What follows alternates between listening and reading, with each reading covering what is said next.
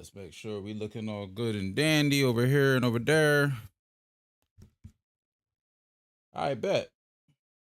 We live. I can't tell if it's the right settings I want. Hold on 1 second. Let me go boom.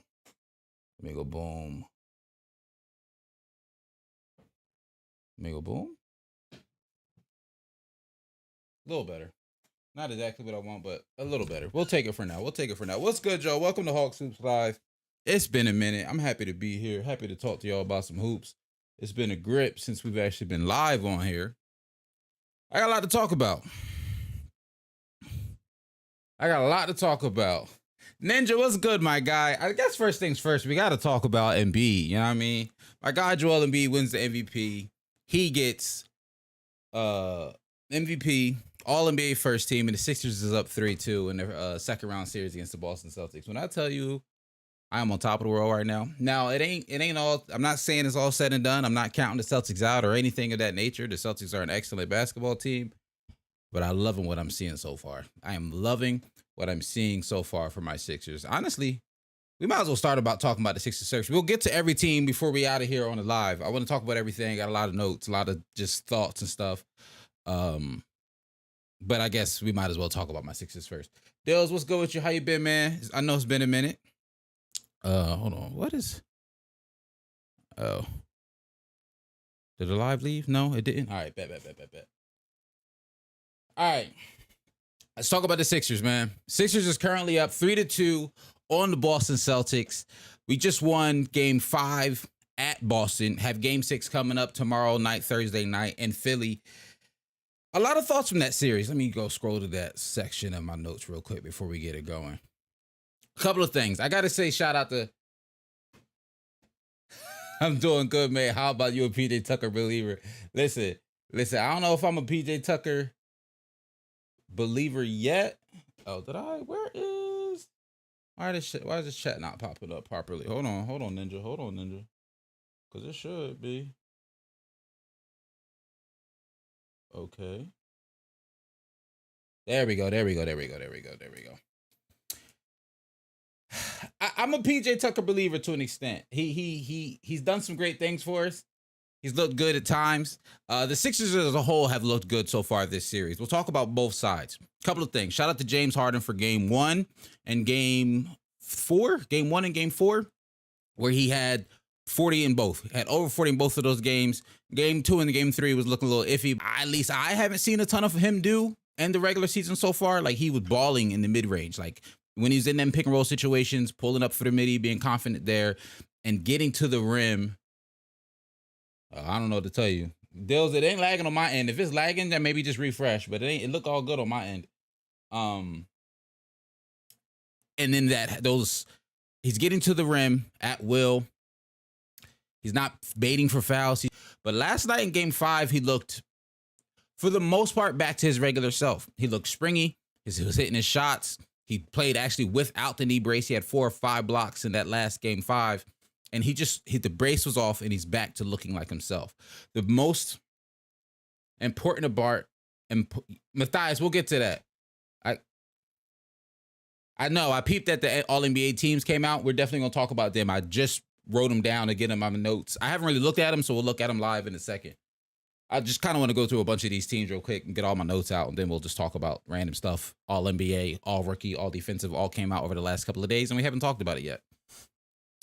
One of the things that makes Joel Embiid so impactful, and that's one of the things that when he's going, I know he's going to have a good night. If he's hitting that mid-range jumper, that free throw line extended jumper, when he's coming off of a pick and roll situation, a lot of times the Celtics, Al Horford, Robert Williams, they play a lot of drop coverage or wait for him to get all the way to the paint, where he just stops and pulls that mid-range jumper. And if he's knocking that down, he's going to make a hard time for the Celtics to guard him.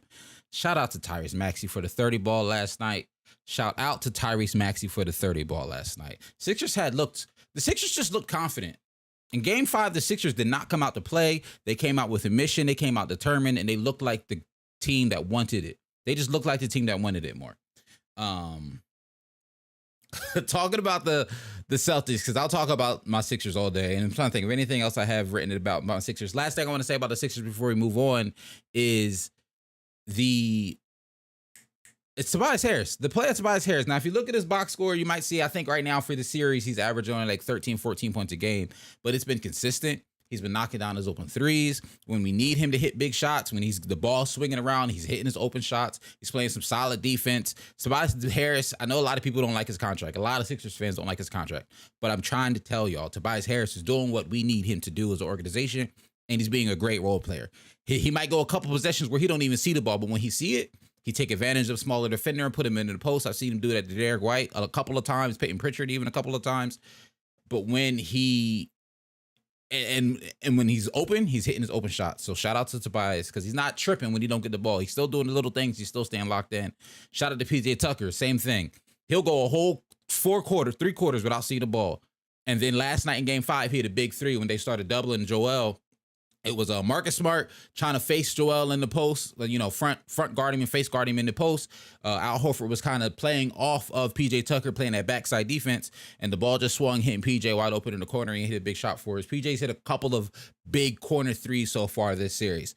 He gonna have some games where he don't do nothing, 0 for 0 from the free field goal, but his impact has been felt every game so far. So I'm happy with his play so far. Did I see your Al Horford comment? On what platform, Ninja? It depends. I probably saw it, but I might not specifically know which one you're talking about. I have some thoughts on Al, though. We'll get to him.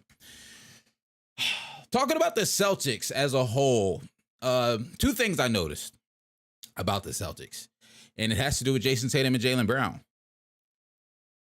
Jason Tatum, if you look at, I want to pull him up so you can see him, because if you look at just his box score numbers for this series, Jason Tatum's actually been pretty solid. Like, his box score numbers are solid. He's stepping up and impacting the game in other ways, because if you ask me, his scoring has been very inconsistent, but if you just peep the box score, he's not doing nothing crazy. Like, he's having a solid series.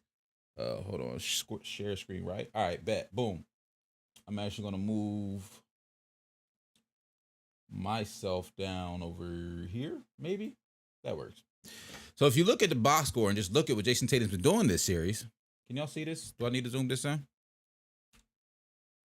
This stream, scroll up in the messages. I don't see ain't nothing in here about Al Horford in my join.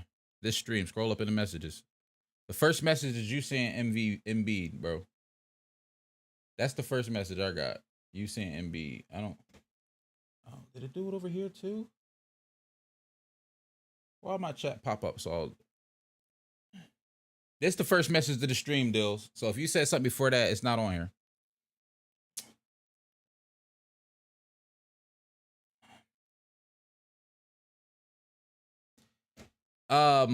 Here we go.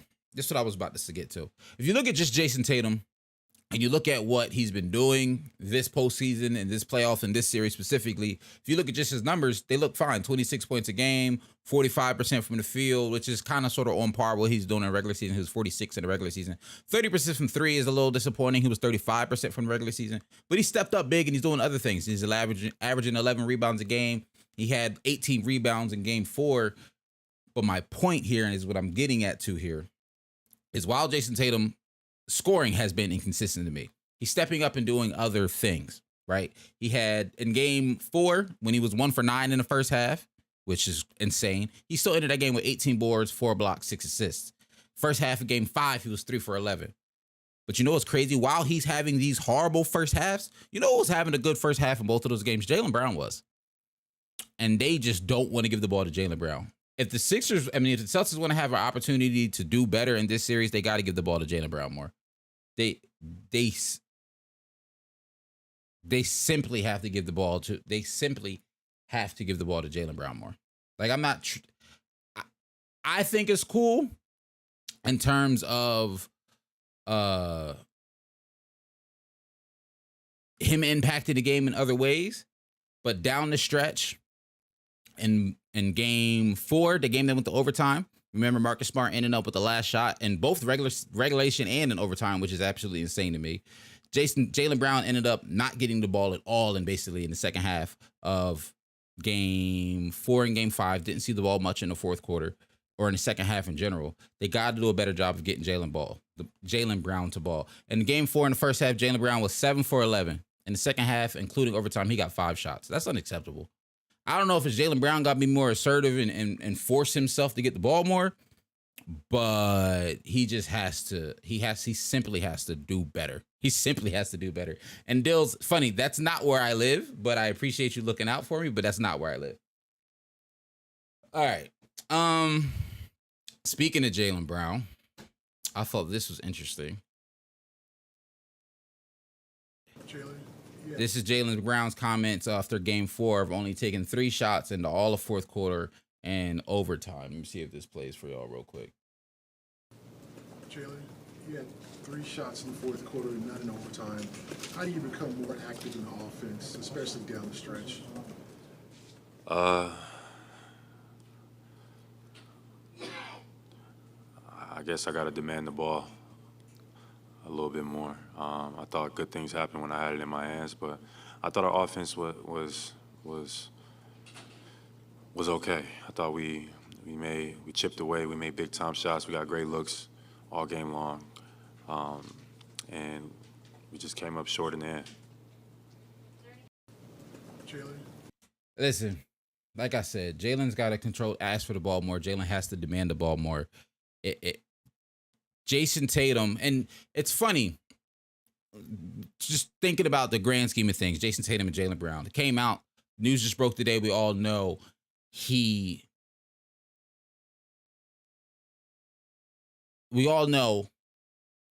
Jason Tatum and Jaylen Brown both made All-NBA teams. We'll talk about that in a second. That's where I'm going with this. With the idea of both of them making All-NBA teams, now the Celtics have to figure out if they're going to pay them both, who are they going to pay. It's a conversation now because now both of them are eligible for Supermaxes. With the new CBA rules that are implemented, there's just not enough money to go around. It's not going to happen this upcoming season, but the season after that, and then the following seasons. It's a lot to decide if you're going to pay both of these guys the Supermax extensions that they're now both eligible for with making an All-NBA team. And there's been rumors going around for a while of Jaylen Brown is better than Jason Tatum and vice versa. Who's 1A, who's 1B on this team? Some people say Jaylen Brown needs to go and get his own team. I don't know if I'm there personally yet because I've seen it before. I've seen guys be the number 2 and say, oh, well, I can do this on my own. I want to have a more important role. I want to do more. And then they might realize they were benefiting from the defense being so honed in on whoever the number 1 guy is. And I'm not saying defenses aren't paying attention to Jaylen Brown. The Sixers, honestly, Jaylen Brown honestly has been cooking. It's been plenty of times where the Sixers are playing great defense and he pull up, hit the midi, he pull up and hit hitting threes. I don't think it's either, Matthias, I see what your question. I don't think it's either Jaylen's fault. I don't think it's Jaylen's fault or Tatum's fault. But for me, I think it's more so a bigger idea of, and I hate to say this because we just talked about this with Bud last week. Joe Mazzulla's not doing a great job coaching this team. And I think part of it, Joe Mazzulla's not doing a great job. And I think the other piece is Jason Tatum sometimes has to realize if he's having those halves where he's 1 for 9, 1 for 8, whatever, he has to be like, yo, Jaylen, you got the hot hand. If Jason Tatum is not hitting, he has to realize Jaylen Brown is and get him the ball more. Personally, I'm not tripping because obviously I want my Sixers to win, but I'm just thinking grand scheme of things long-term for the Celtics, they got to do a better job of sharing the ball. And I'm not seeing that in this series. We've seen it before, but I'm not seeing it in this series. And we're not ready for that conversation yet. I'm not ready to go down this hill yet. But we talked about this in the finals last year. Jason Tatum kind of shrunk a little bit in the finals against the Warriors last year. And Jaylen Brown had the better series. Now, like we just looked it over, Jason Tatum's on scoring, on paper numbers, you pull a box score, they're not bad. But he's having some really bad halves in the games that they're losing. And Jaylen Brown's kind of sort of been consistent. If you ask me, he needs to get the ball more. I'm not saying Jason Tatum's shrinking in big moments. I'm not ready to say that yet. But if they lose this series against the Celtics, depending on how, we'll see what game 6 looks like, it might be time for that conversation. Matthias, personally think Jaylen Brown could be a number 1 guy on the team, for example, like the Nets. And that's funny. I've seen a lot of photoshops of pictures of Mikal Bridges, Jaylen Brown, and Nick Claxton, that team would be crazy defensively. And, and then it got nasty because I saw somebody say, "Oh, where would the playmaking come from?" And then the reply was a picture of Ben Simmons, and I'm like, "Oof." I don't know about the Ben Simmons part of that, but I get that. Jaylen Brown on the Nets kind of sort of makes sense to me. So we will see what he does. I think a lot of people have to remember that he's not a free agent this summer. He's a free agent next summer. He just has the opportunity to sign an extension this summer. I don't know if he decides to do that. I don't know if the Celtics decide to extend it. A lot of it's really going to depend on, I think, the outcome of this series. A lot of it's going to depend on the outcome of this series. I don't know if the Celtics extend Jaylen Brown and they get knocked out in the second round, even if Jaylen Brown, to me, was the best player on the Celtics in this series so far. All right, enough about my Sixers because we can be all night talking about them. And I'm trying to, if possible, keep the stream to an hour. How long have we been streaming for? Already 16 minutes. Okay. Let's slide over to the Knicks. I see people in it. Somebody was in the TikTok comment saying that the Knicks can win tonight and they don't believe in the Heat. I'm going to tell you right now. So the Heat, if you don't know, up 3-1, obviously you know, up 3-1 against the Knicks right now. They're playing right now in MSG. I'm going to keep it a bean. The Heat just wanted more. Out of everything I've seen in this series, the Heat simply wanted more. The Knicks against the Cavaliers, one of the things we loved that we talked about in that series was the Cavs is killing. I mean, the Knicks were killing them on the boards. They were being dominant and being physical, getting to offensive rebounds, forcing multiple possessions. And the exact same thing, the exact opposite happened in this series. They don't look dominant. They don't look like physically imposing at all. The Heat are getting rebound after rebound. In game 4, in the fourth quarter, the Heat out-rebounded the Knicks by 9 rebounds. Out-rebounded them by 9. They had 7 more offensive rebounds than they did. No one can shoot. And a lot of these, that's the funny but beautiful part about these games. In game 4, no one can shoot. Everyone shot bad in game 4. Let me pull it up so y'all can see. Because I was looking at the box score. And game 4 came down to energy and effort, and the Heat had way more energy and way more effort. Because, I got it right. RJ was 4 for 16, 3 for 5 from 3. All right, not bad. Julius Randle was 1 for 4 from 3. Jalen Brunson was 2 for 6 from 3. Quentin Grimes was 3 for 7, not terrible. But it's not like the Heat shot amazing either. Like 33% for the game, 47. Am I looking at the right box score that I wanted to bring up? I think I am. Yeah, this is what I was thinking of. Kevin Love was 2 for 5, solid. Max Strus 4 for 10. But Gabe Vincent was 1 for 5. Duncan Robinson was 1 for 7. But when I went to, let me see, make sure I was looking at the right thing here. But when I looked at the fourth, that's just effort and energy. 17 rebounds to 8 rebounds. 7 offensive rebounds to 1 offensive rebound. The Heat just simply said, and that's what I think I was looking at. In the fourth, the Heat said, we're not going to lose. Duncan Robinson still was 0 for 4 in the fourth, 0 for 2 from Lowry, 0 for 2 from Caleb Martin, 0 for 1 from Strus. They went 0 for 9 from 3. They made 6 field goals in the fourth quarter. They both made 6 field goals in the fourth quarter. Nobody was hitting in this fourth. 1 for 8, 6 for 18 from the Knicks, 0 for 9, 6 for 22 from the Heat. But the difference is 17 rebounds to 8 rebounds. That's this one quarter explains the entire series. The Heat just want to win more than the Knicks. And that's simply what it's coming down to. The Heat want to win more. Dill says, is it a coaching problem for the Knicks or is it changing rotations and minutes for some players? I don't know if it's both, right? So you could make the argument it's a coaching problem because at this point, it's like, just try something different, Tibbs. Like Evan Fournier, just throw him out there, see what happens. Derrick Rose, just throw him out there, see what happens. You're desperate at this point. Just like how, and we'll talk about it in a little bit, Darvin Ham, last game, he just threw Lonnie Walker out there in the fourth quarter. Lonnie Walker ain't played much all series. He throws him out there in the fourth quarter, Lonnie Walker scores 15. That's just a coach being desperate and trying something. If you're not going to be desperate to try something, Spo was going to try everything. So, Tom, if you're not going to try nothing, you will get out-coached because Spo will try everything. Hayward Highsmith is getting in the game. Duncan Robinson is getting in the game. And getting significant minutes because part of it they got to with Victor Oladipo and Tyler Hero being out in Duncan Robinson's case. But Hayward Highsmith, we ain't seen him in a minute. It's just Spo trying stuff. Spo saying, okay, let's get you a break real quick here. Tom, we all know Tom don't really be giving nobody no breaks. The Knicks can be up 10, 15 points, and he's not going to give RJ or Julius a break, Jalen Brunson a break for just a little bit, because we know the Heat are then going to go on a run. Those guys are in during the run, and then now in crunch time in the fourth quarter, all their shots are short because they're tired because Tom never gave them a break. I mean, it's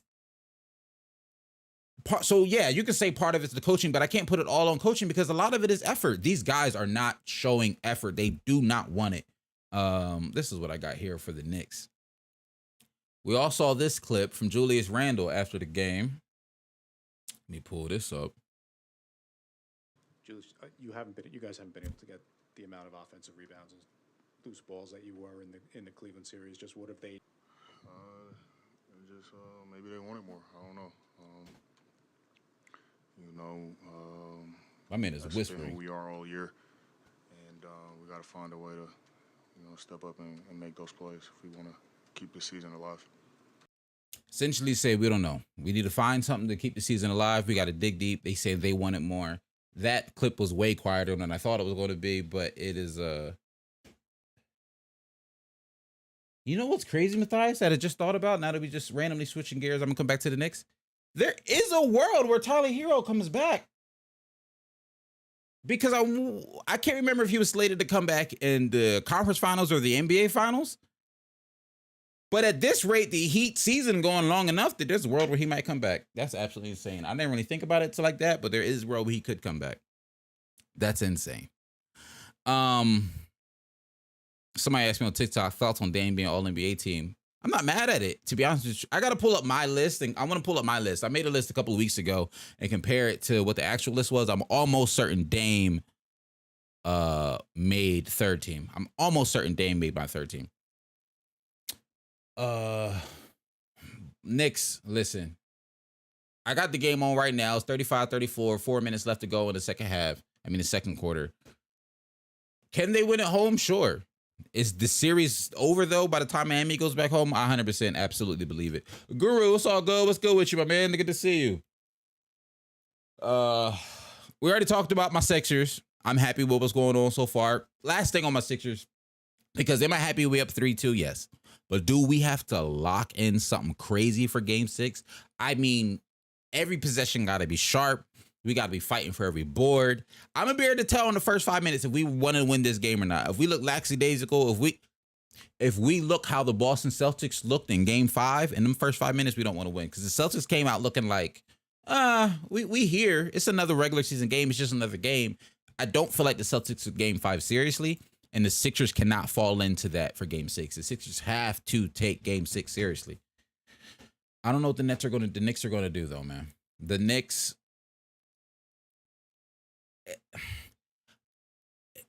The conversation swirling of Julius Randle not being a postseason player. Outside of... honestly, I can't give you an outside of. Basically, throughout his career, his numbers have shrank in the playoffs. I don't think...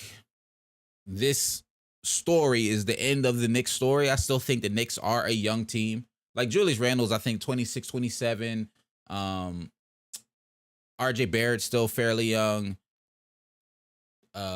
Brunson's still fairly young. They're not an old team. They're all in their early 20s, mid to early 20s. So they got a couple years to develop. I think there's still a future here. I just think they need to clean a couple of things up.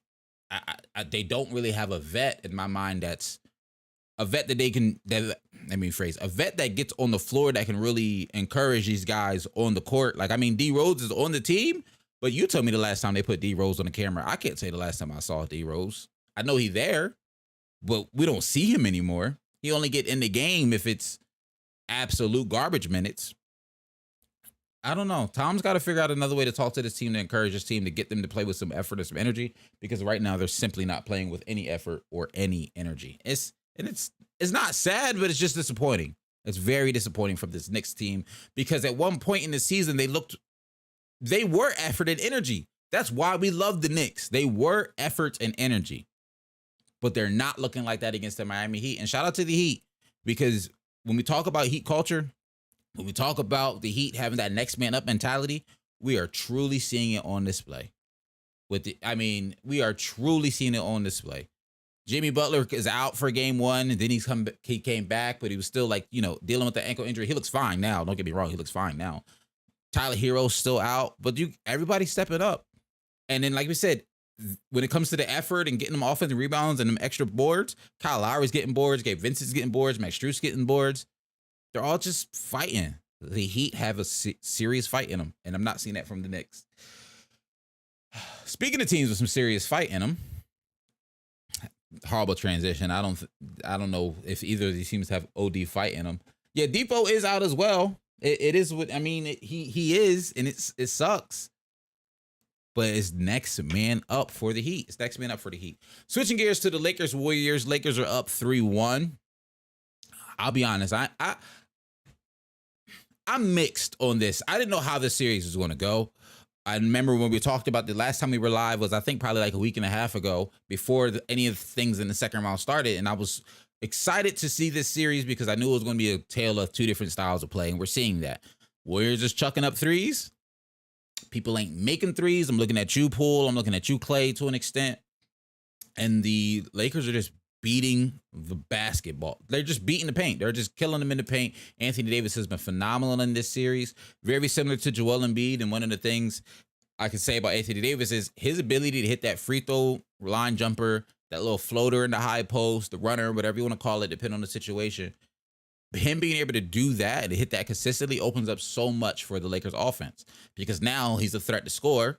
So you got to play up on him. And now you're just opening up the backdoor cuts. Bron, Rui, like you just open up more backdoor cuts and opportunities there. And if you don't play up, Anthony Davis is knocking that down. He's actually been really, really good this series. He's been a great deterrent at the rim. Outside of this last game in game 4, I think the Warriors did a really good job in the pick and roll. And we'll talk about that in a second. But for the most part, the Warriors haven't been able to score into the paint because Anthony Davis, if he's not getting a block, he's altering the shot. He's been excellent for the Lakers so far this series. LeBron James, one of the things that a lot of people have been saying about LeBron is he's playing differently. I like it. He's not being point guard LeBron all the time. He does it in spurts. He did a little bit in the fourth quarter of game 4, but a lot of it he's letting other guys bring the ball up. I have some more thoughts about D'Angelo Russell that I haven't fully put together yet. I think I want to make a video on it, but we're seeing D'Angelo Russell with the ball in his hands more, and in an encouraging way. Like, they want the ball in D'Angelo Russell's hands. He's been solid this series for the most part. Austin Reeves has been solid for the most part this series. We saw Lonnie Walker go crazy in game 4 and at 15 minutes and at 15 points in the fourth quarter. The other guys for the Lakers have stepped up a lot more, and I think it's makes it tougher for the Warriors to know where those extra points are going to come from, because so far it's been somebody different in each of these Lakers wins. I like LeBron off ball. Like I said, it just gives him the opportunity to cut more and cut easier. Like when you watch the buckets he did make in game 4, a lot of it was cuts to the basket, or it was a post up. Like, not him bringing the ball up and getting to the post. He was already in the post, getting good position, and then he gave him the ball. Or you called him on the back door, or he was the one running off of the screen, using some of his size and strength to move people off the ball. The Warriors have been, the Lakers have been solid. I love what I've seen from them. They got some real fight. And the crazy part is the games have been close, right? Especially game 4. The games have been close. I like the way they closed out game 4. Switching gears to talk about the Warriors, because one of the things that the Warriors have been struggling with is the Lakers' size. In game 1, the Lakers came out early. We saw the Vando vault. We talked about that. Jared Vanderbilt being on Steph Curry, using some of that length to disrupt some of his shots and some of his floaters in the paint, being able to block him from behind and stay with him coming off of screens. The thing is, for the Warriors, though, where else is this offense coming from outside of Steph Curry? Klay Thompson has been to me personally. He's been In game 4, he was 3 for 11. What are we doing, Klay? He was solid in the game day 1. He was solid, but game 4 he was 3 for 11. Jordan Poole played 10 minutes in game 4. He's been abysmal this series, and they just paid him. The Warriors really got to figure some things out. They got to figure out where this offense is coming from. In theory, you can say, yeah, okay, the Warriors will figure it out. They'll get better later, but it's also like, in theory, you can say the Warriors will figure out. Poole will figure it out. Even if they don't win this series, they'll figure it out. They'll be better next year.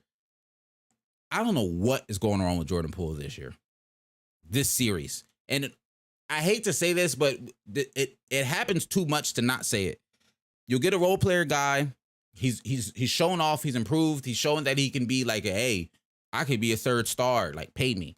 And then they get paid, and then they stop doing everything they did that got them paid. And that is exactly what's going on with Jordan Poole. The playmaking, the additional, playmaking that we saw from Poole, we're not seeing it. The shot making that we saw from Poole, we're not seeing it.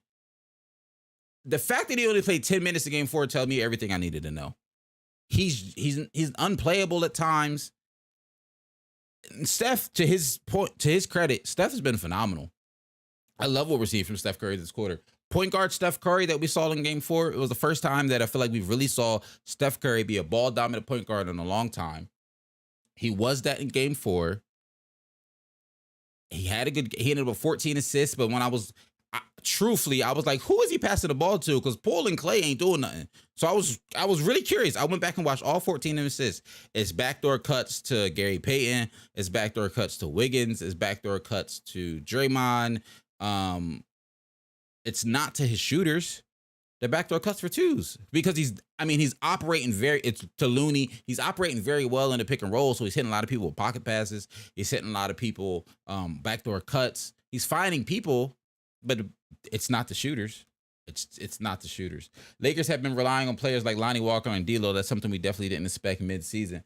It's not something we expected going in the beginning of the season, but when the Lakers started making those trades, I seen the blueprint that they were going for. They were getting guys who could hit open jumpers, because that's the D'Lo's case, create a little bit more. Austin Reeves, create a little bit more, attack the basket with some confidence. They just have guys who can do other things offensively, and they did not have that outside of Anthony Davis and LeBron before.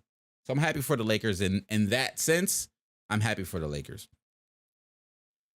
And to an extent, we've seen it against this Warriors team. I don't want to discredit what the Lakers are doing, but I will also, in the same breath, this Warriors team is not playing well. Clay, Poole, they're not playing well. The Lakers are playing solid defense for sure, but I also want to reiterate, the Warriors are not playing well. Because what my next statement is, sometimes when I'm watching this game, these Lakers and Warriors games, I'm like, this is why the Lakers made these trades. This is why everybody's like, if you let LeBron and AD into the playoffs, if they play in how they're supposed to play, and they can get a competent team around them, they can make a deep run. I'm very excited to see who comes out. We'll talk about this Nuggets and Suns series next, but who comes out of this Nuggets and Suns series? I'm very curious to see how the Lakers match up against them and what they decide to do. Defensively and offensively against one of those teams. I'm not counting out the Warriors altogether. I'm not saying the Warriors is trash. I'm not discounting the Warriors and all this, that, and the third. But if you keep it at being the 3-1 is the 3-1. And from what we've seen so far of the Warriors and how they're playing, this series is over. From what we've seen of the Warriors so far and how they're playing, this series is over. It is what it is, man. It is what it is.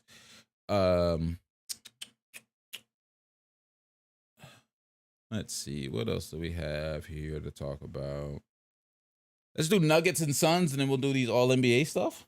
And then, all right, we about a half hour in. We making good time. Nuggets and Suns, listen, we said going into, at least I said going into the series, if the Suns want to have a chance, Devin Booker and Kevin Durant have to go crazy.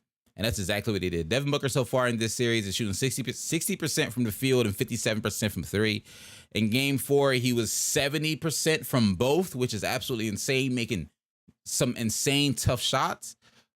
I got the box score right here. I just wanted to make sure I'm saying something right here. Because even with Devin Booker ends that game with 36. Kevin Durant ends with 36. Jokic go crazy with 53 for the Nuggets. Jamal Murray has 28. Even with Devin Booker having 36 points on 77% from the field, you know what the Suns still needed in order to close out that game and win in the fourth quarter? They needed Landry Shamet to hit 4 threes in the fourth. The Suns, as much as I love Devin Booker and as much as I love Kevin Durant and as much as the offensive clinic they're putting on right now, especially Devin Booker, he's going absolutely phenomenal right now. If they cool off just a little, if they come down to earth just a little bit, they don't have a chance because there's no depth. Now, to Monty Williams' credit, he's done some things by getting Terrence Ross, Landry Shamet, TJ Warren in the game more over guys like Torrey Craig and Josh Okogie. He's letting those, shooters play more and giving up some defensive personnel to have a guy when he's open in the corner be able to knock it down. Shout out to Landry. He hit a lot of big shots for the Suns in game 4. Yeah, in game 4.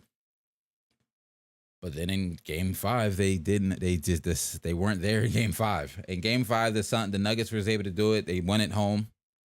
And what's also interesting about this Denver and Sun series, as much as we see, and I think everyone, not just me, but everyone's sees the shortcomings or the flaws, I guess I'll say, in the Suns offense of the bench depth, not having guys really they can rely on and go to outside of Booker and Durant, the home teams are still winning. And we always say a series don't start till an away team wins on the road. I mean, now granted, does that mean this could potentially go to 7 and the Nuggets just win at home and close it out in 7? Sure, that's a possibility. But I still want to give the Suns some love because they did what they were supposed to do. They won their home games. We'll see how tomorrow night's game goes. That is tomorrow, right? Game 6 tomorrow in in Phoenix. We'll see how that goes. Phoenix, maybe, Landry, hit a couple more threes and the Suns can stay alive. Not the biggest, but another big issue I have with the Suns is DeAndre Ayton. The writing is on the wall. The writing is on the wall. I love DeAndre Ayton. I still think he has the potential to be a really good center in this league. Like, he has top 5, top 6 center potential in my mind. If he's playing up to his potential, that contract isn't crazy what they paid him. But he is not playing up to that potential. And maybe it's not even that he's not playing up to the potential. He's not the center for this team. This center, and I've said it before, they need a rim runner who's effort and energy.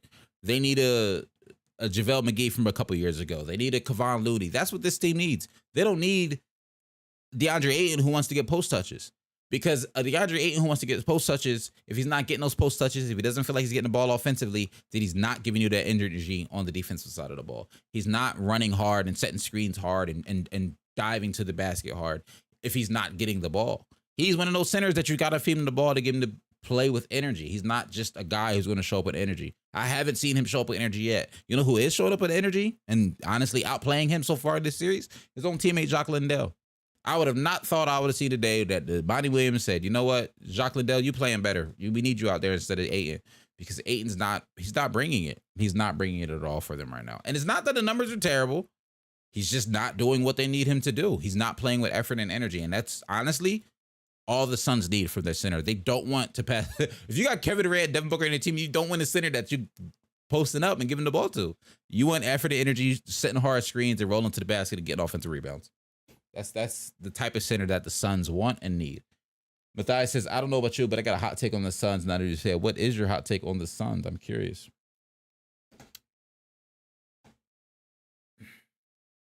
Let's take a look at these All-NBA teams. That was a quick rapid fire on all the series. I talked way faster on them than I wanted to. I looked up and I was like, all right, we only had 38 minutes, but I'm also specifically trying to keep this stream down to an hour.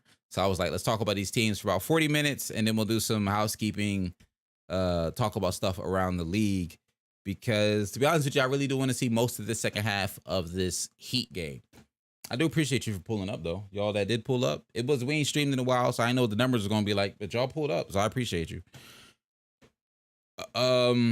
Let's take a look at the all-rookie team first, just to get that out the way. I wasn't tripping over the all-rookie team. I'm going to let you know right now. Paolo Banchero, Walker Kessler, Benedict Mathurin surprised me for the first team, Benedict Mathurin, because he started out really hot, but then he wasn't really doing much on the second half of the season, but I'm not mad at it. Keegan Murray, Jalen Williams, and then for second team, we got Jalen Duren, Torrey Eason, Jaden Ivey, Jabari Smith Jr., and Jeremy Sochan. I already know our mods are going to be like, where's Malachi Brannon? I don't know if I would have put him in, to be honest with you, but I'm also keeping it being I ain't watched a lot of Malachi this season, so it is what it is. I'm not mad at these. I think specifically the Detroit Pistons got a really bright future. It's one of the teams, out of all the young teams, the Detroit Pistons are one of the teams I'm most excited to see what happens. Them and the Rockets. I'm really excited to see, because the Rockets got, new head coach and stuff. But with Cade Cunningham coming back healthy, The year Jalen Duran had and the year Jaden Ivey had. I'm very excited to see all three of those guys play together with Cade Cunningham's playmaking and creating for others. It's he's going to be a star one day. I'm not mad at it. Do you think Jaden Ivey should have been first team? I think there's an argument for it, Guru. Like I said, I'm not tripping over it. I think if I'd have put him there, I would have took Benedict Matherin's spot. So yeah, I think he should have been first team. I think he should have had Benedict Matherin's spot because, like I said earlier, I was surprised not to see him make a rookie team. Period. I was just surprised to see he made first team, but it is what it is, you know. Let's take a look at. Let's take a look at these defensive teams. Shout out to Dylan Brooks, man. All defensive first team: Alex Caruso, Drew Holiday, Jaren Jackson Jr., Brooke Lopez, and Evan Mobley. I'm not mad at this at all. If anything, I was so happy to see Alex Caruso's name here. I didn't know if he's gonna get the love that I felt that he should deserve, especially, you know what I mean? But he's been great defensively for the Bulls of the year this season. Jaren Jackson Jr. obviously won it. Evan Mobley was phenomenal, and Drew also great defensively. Shout out to the Bucks. 2 All-NBA defensive guys and out in the first round. And y'all telling me that season wasn't a failure. But we'll talk about that another day. It's okay. Giannis used Kobe in his clip today. So I guess I can't say nothing. If Kobe said it ain't a failure, I can't say it's a failure, obviously, right? All-NBA second team, Bam Adebayo, OG Anunoby. Shout out to Dylan Brooks. Round of applause for trying to stay relevant. Jeremiah Green and Derek White. All jokes aside, I do think Dylan Brooks is deserving of All-NBA second team. I don't think it's that crazy. I knew somebody was going to say it. Gru was saying it's crazy. All jokes aside, take apart what we saw from him in the playoffs, in all the chatter he had against LeBron.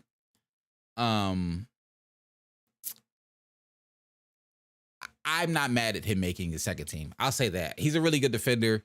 I do think he's an all defensive caliber defender. He just is trash on offense. Matthias is saying Bam should have made the first team. I'm not mad at it. I mean, Emo, Brooke, and Jaren Jackson were all great defensively too. And considering Brooke and Jaren were on my short list for Defensive Player of the Year, I'm not mad at Bam on the second team. Nick Claxton was a name that was also on my short list that I was surprised he didn't make it. But then I was like, well, OG was very...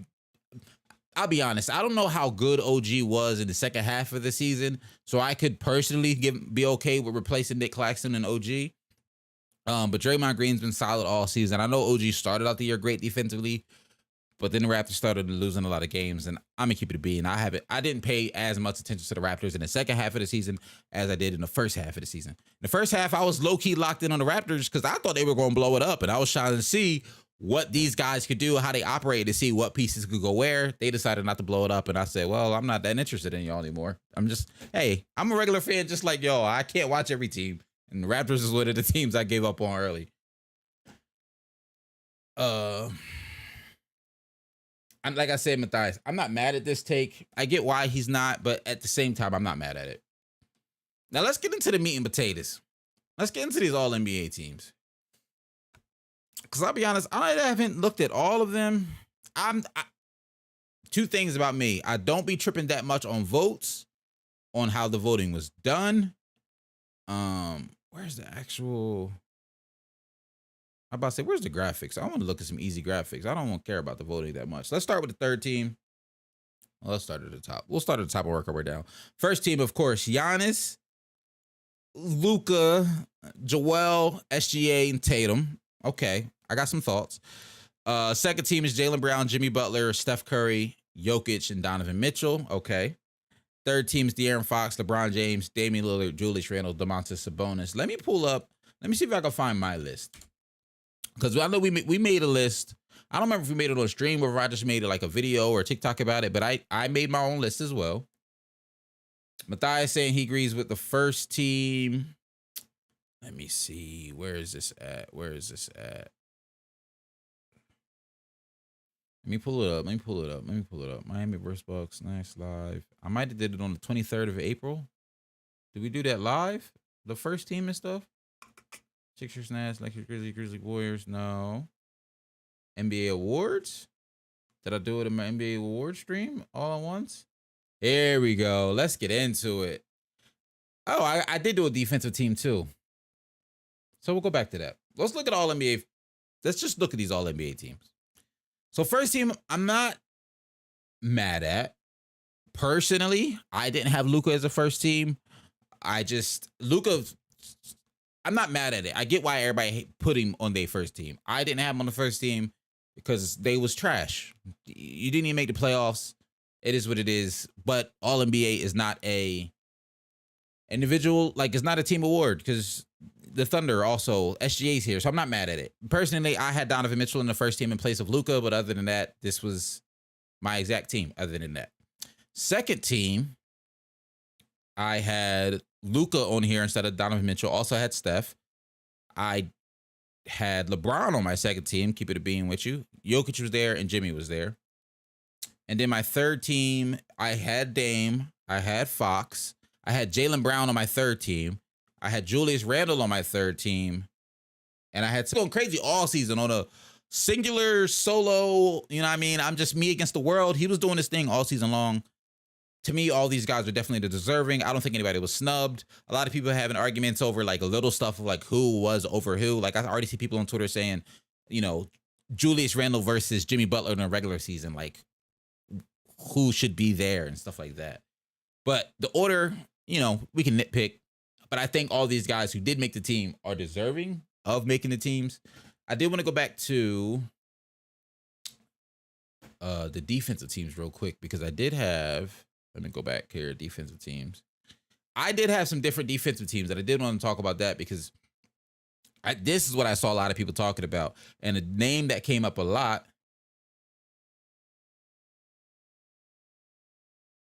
You nailed it, bro. Yeah, I literally had everybody. It's crazy. A name that came up a lot for the defensive teams that I'm surprised didn't pop up. Two names that I think, and I'm trying to figure out who would I have taken off to fit this guy. Who was the forward on the second team? So my all defensive first team, I still had Drew. I still had Caruso. I had Draymond on the first team. I still had Brook Lopez, and I still had Jaren Jackson. So Emob was not my first team.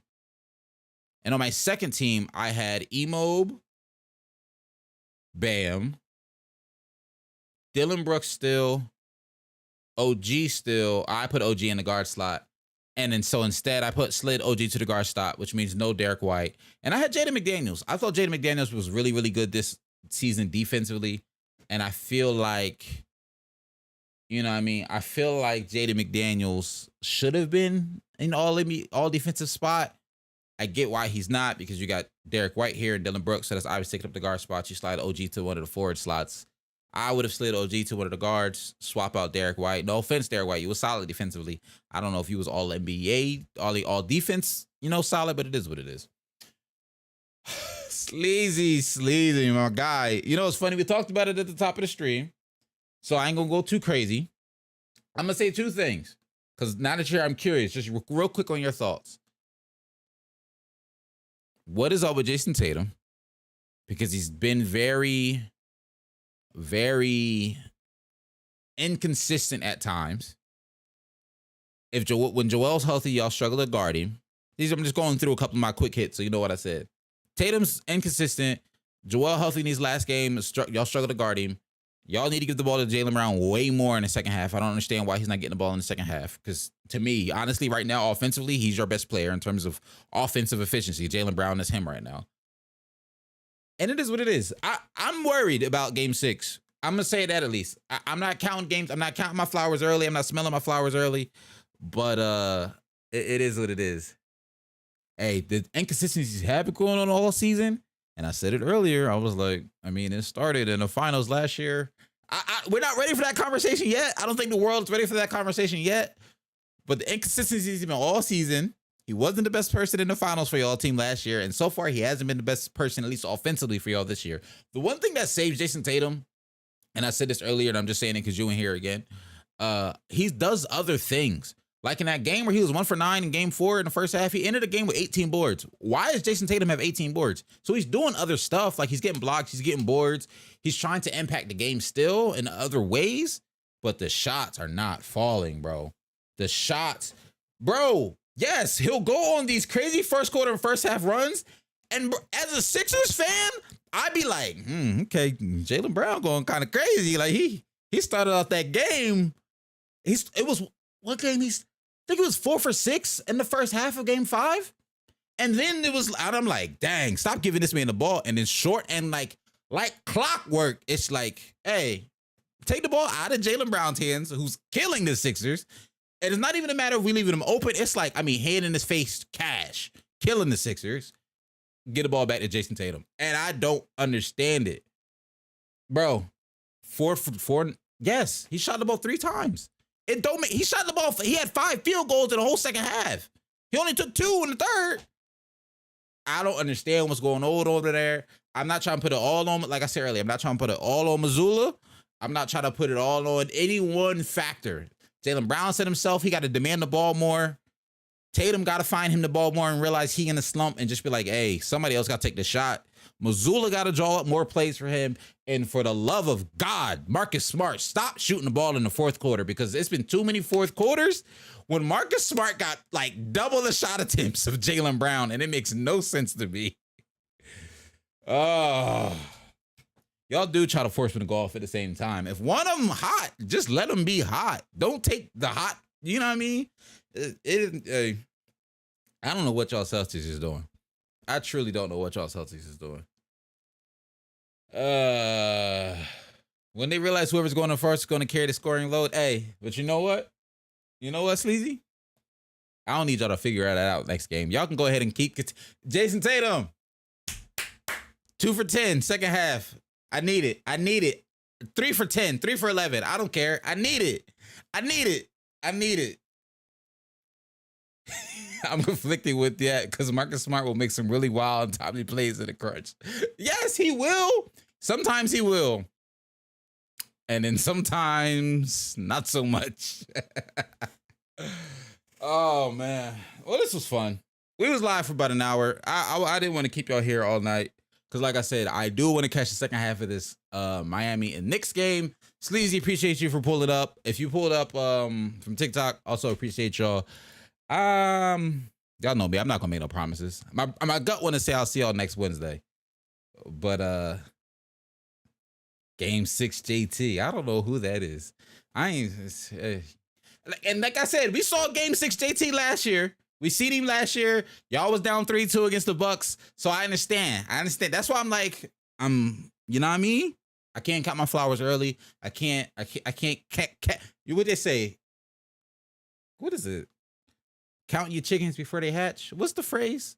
It's some old phrase, but because remember, right? Jason Tatum went crazy. The Celtics went crazy. They bounced back. They were down 2-3 against the Bucks last year. They ended up winning that series. So anything can happen.